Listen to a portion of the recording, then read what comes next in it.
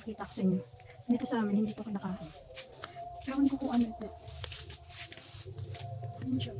Ang parang matalas siguro yun kasi ginagulong mo. Ano, sarap ito namin yun. Check it out. Oh, parang hindi ka makakain kasi hindi daw ito kinakain dito. Ah, wala mo siyang laman. Ay, meron sa...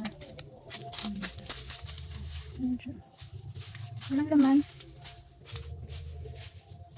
Ganyan yung loob niya. Parang dry sa loob. Ganyan. Ano naman siya? Ha? So, yun ba? Kasi kain. Ano tawag dyan? Tingnan natin ito. Ay, wala na siya dyan. Ang dami niya guys. Oh, hanggang doon.